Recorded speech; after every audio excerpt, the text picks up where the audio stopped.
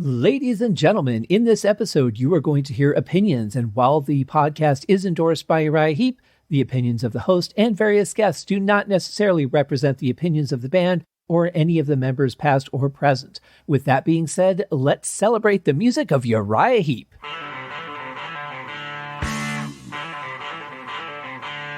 Welcome to Uriah Heep, the Magician's Podcast. I'll be covering every studio song the band has recorded and every bonus track that I can find.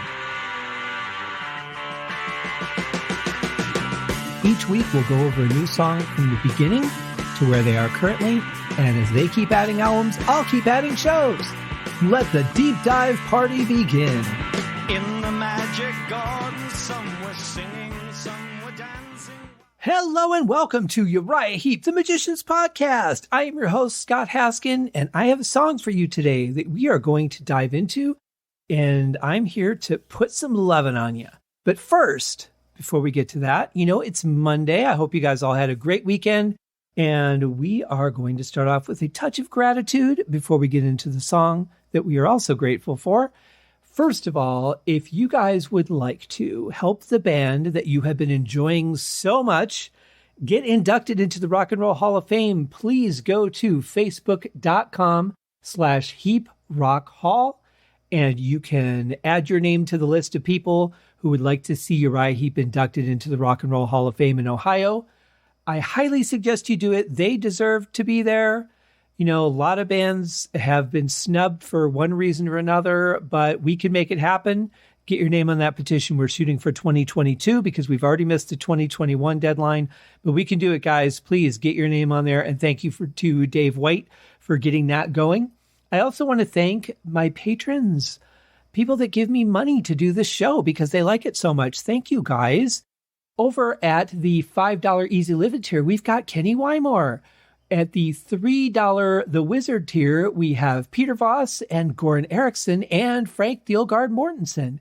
And then at the $1 Traveler in Time tier, we have the one that is lacking oxidation, Airtight Gravesite. Thank you guys very much. It really means a lot to me. It helps me pay for the show and helps me put a little bit of money towards that monthly prize that I give out through the drawing. If you guys want to be on that drawing, if you sign up for Patreon for even $1, you will get 2 entries into the monthly drawing contest. And if you sign up for the mailing list, you will get 1. And I can tell you honestly, on the mailing list, I think I sent out like 1 email. So it's not like you're going to get bombarded. I may send out an email again at some point, but mainly I use it just to send a note to the winner to say, hey, you've won. Unless you're a patron, in which you get an email through Patreon, which is just classier. It makes you feel like you're getting more for your money than just me babbling on for 30 minutes about a song. I'd also like to thank all the people that have left reviews on any of the formats where you can listen and leave a review. Some you can, some you can't. It's really weird. I've not found a place, for example, on Stitcher where you can. Most of the reviews tend to go to Apple Podcasts or iTunes, and those merge together. And so thank you for all of you who have left a rating or a review there. Haven't had any new ones in a while. But I appreciate those of you who have taken the time to do that. Also on Podbean, if you guys leave a comment on Podbean, I actually get those because that is the place that hosts the show.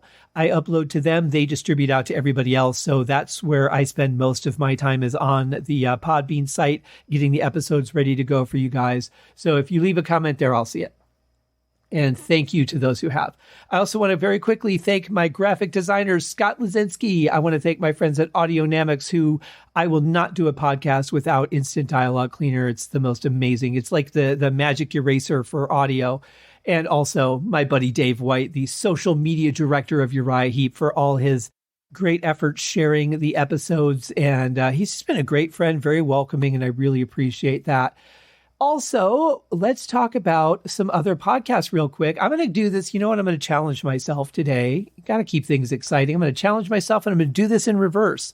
Let's see how long I can go before I mess this up. So first of all, Ace on Music, you can find on Stitcher and YouTube. Typically comes out on Thursdays and Fridays. Some great information about the music industries, about NFTs, all kinds of things going on.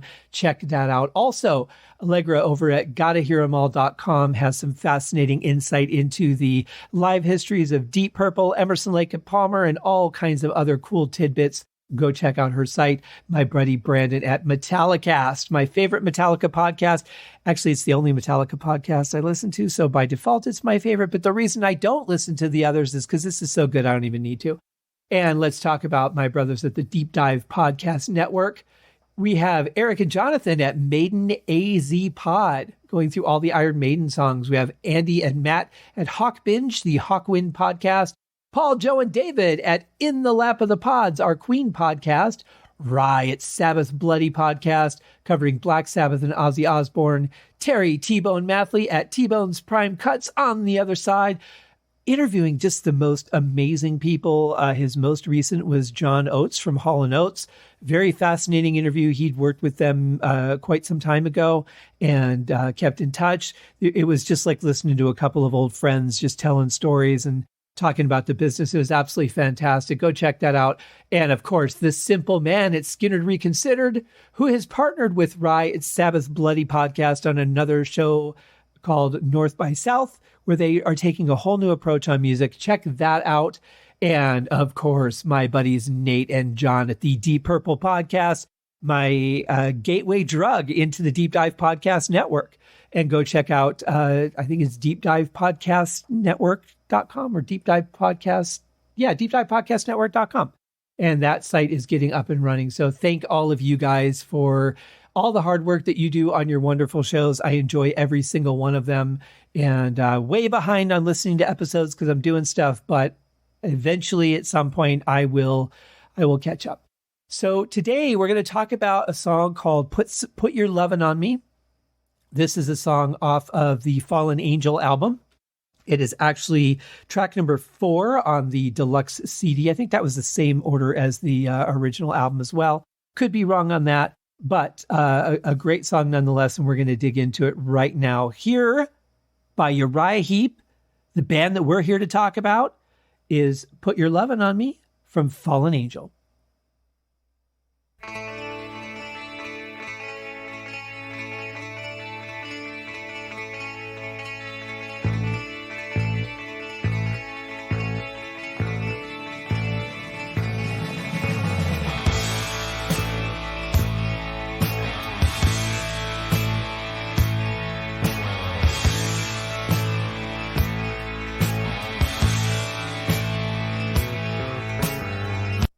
Wow, what a cool opening. I love that clean electric guitar with the little bit of delay on it. That sounded really good. Love the kick drum. That punch is really nice. In fact, I really love when drummers play with they'll hit like 2 cymbals, each with a kick drum, and that works so well with a nice punchy kick like this. I love that sound as Lee is playing here. Absolutely fantastic. And the other cool thing too is just how clean this sound is. It's just mixed so bright and cleanly. I love that. I love the staccato bass. Nice little run at the end of that part there, right before the vocals are about to come in. But it just has a really good feel to it. You can't really tell where the song is going to go, but it does have sort of an inviting warmth to it, I think, so far. We'll see what happens.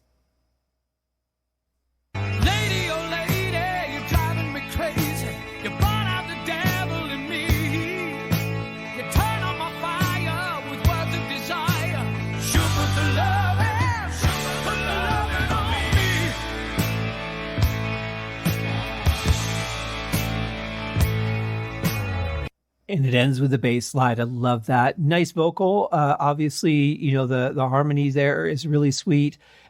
Just a nice, quick in and out verse, really. And love the sound of Mick's distorted guitar on top of the clean electric guitar. Sounds really good. Not overpowering anything. Just a really nice balance in the mix so far. So far pretty happy.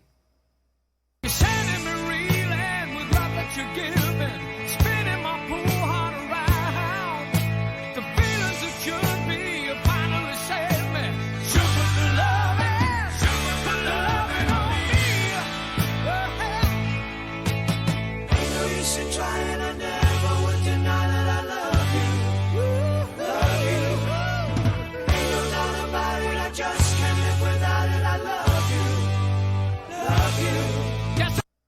It's interesting to see how different they're using the backing vocals almost as a lead here, and they're using the lead as a backing vocal. But just, I mean, if you think about the progression of where they came from, thinking about albums like Look at Yourself or Salisbury and how they use the backing vocals as opposed to how they're doing it now, which is a little more structured, a little more controlled, a little less wild, but it still sounds good. The harmonies sound fantastic together, and they still sound good in the song, even though their approach to how they use them has changed completely. This is definitely heading towards, it almost feels like it's 80s rock before 80s rock really started. Because remember, again, this is 78, so we've still got, disco kind of happening and punk and all that. So it's a completely different time in music, but this is really where music is headed as far as chart-topping music anyway, with this more structured, controlled style, very clean sound, very well balanced. I think the mix on this is fantastic. Love you. Yes, I love you. I really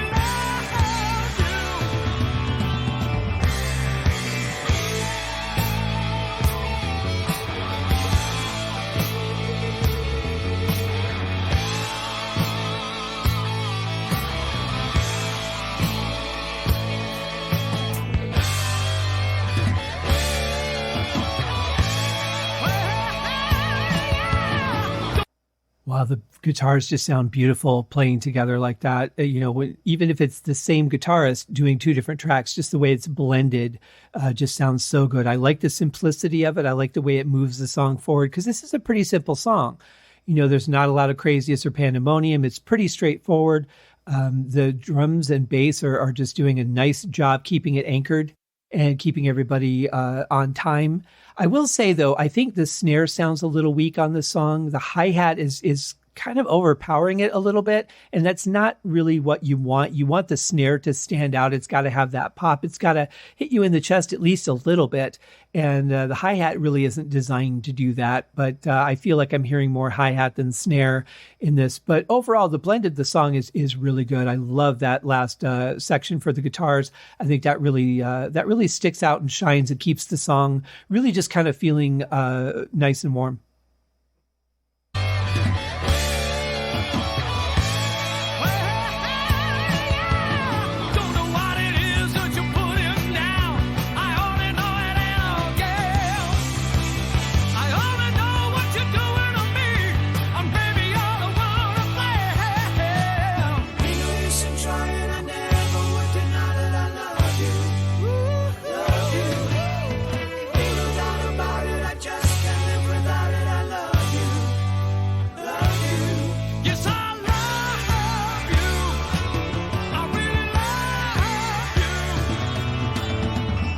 I like the way it's sped up, but not for the entire section. Just a little bit, and then going back into the regular beat was pretty nice. I like that. It was unexpected, as well as the chord progression there, really abnormal, which is another thing that I just love about Heep, is that you would expect it's going to go in a certain pattern. It's going to go up here. It's going to go down there.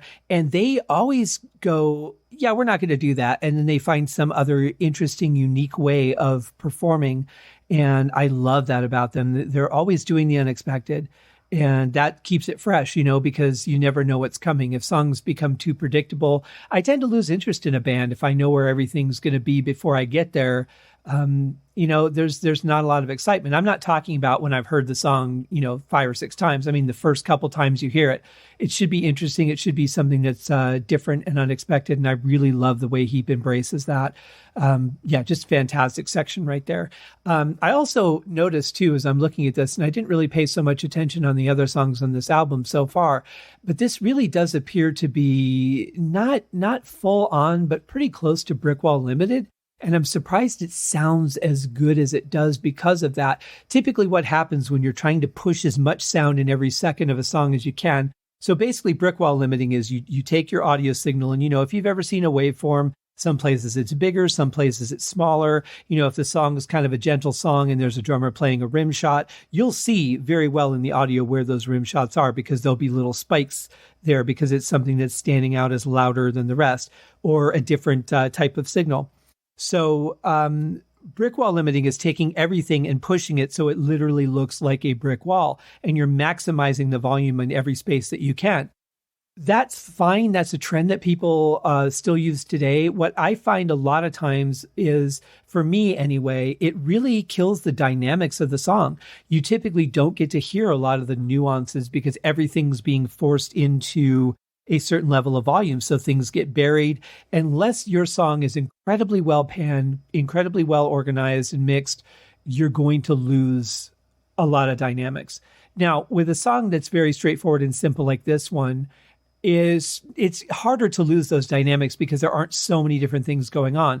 But I've heard some albums that, man, when I've heard the individual tracks versus the Brickwall Limited album, I wouldn't have even known that half of those things were happening in that song. And, I've been doing this for a long time. I've been an audio engineer for going on 30 years now.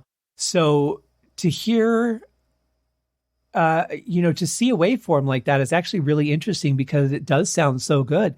I don't feel like they've lost anything at all in this. But again, like I said, this is a simple song. There's not a lot of layers going on. It's pretty straightforward rock and roll. And if there's not a lot of dynamics going on, there's not a lot of dynamics to lose, which is probably how it sounds as good as it does, considering the way it's limited. But I will also say too, that has a lot to do with the audio engineer. The way that they recorded and mixed it, keeping everything so clean really allows for that to happen. So again, great job.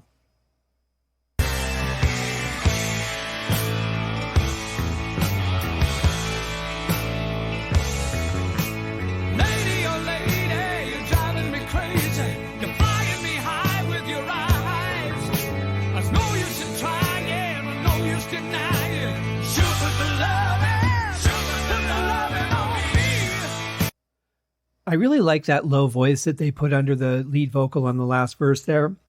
We've heard this before during this John Lawton vocal area, but I really like the fact that they didn't overuse it, at least up to this point. It sounds good, but there's not a lot of bottom end in it. I mean, it's a lower voice, but it doesn't really thicken up the lead vocal. It's not singing on time with it either, so it's probably not intended to. But there's not a lot of low end in the EQ to really thicken that up and give it some more, weighty sound. So it's a little bit lighter than it could be. Not what I would have expected if somebody says, hey, we're going to put a vocal that's lower underneath the lead vocal. I would have expected something that sounded a little bit thicker and richer. But that's not what they were going for here. What they were going for was just really more of an effect. And it sounds good. It just, it kind of surprised me because it's not what I would have expected.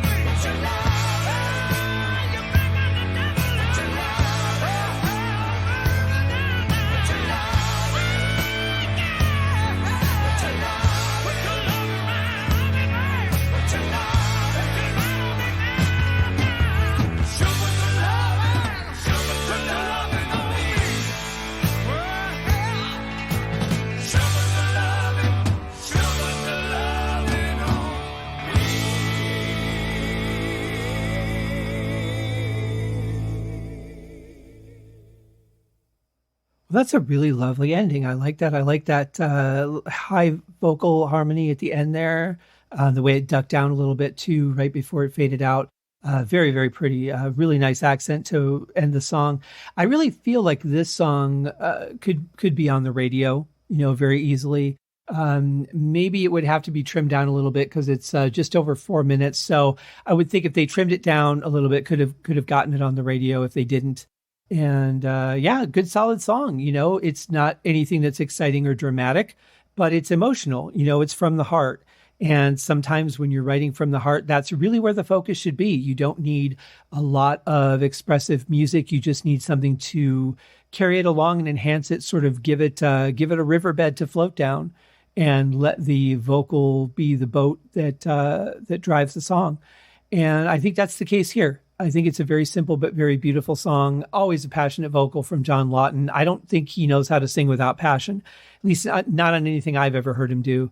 And some great guitar work, some solid drums and bass. The bass was slightly loud in this mix, but that's kind of what we've just come to expect from Uriah Heep. They've always been a band that's had the bass a little bit more in the foreground of the mix than most bands, but it's also been worth it because typically there's, a lot to hear. And there's some nice stuff that Trevor played throughout the song, especially that bend where I had cut it earlier. I really like that. But yeah, great song. And that's it, guys. That is our Monday show. And I hope that you enjoy the rest of your day. I hope it goes quick. And I hope you get to your night as quickly as possible and enjoy it to the fullest. We will see you guys tomorrow for another episode of the show. Cheers. Thank you for joining me on this episode of Uriah Heep, the Magician's Podcast.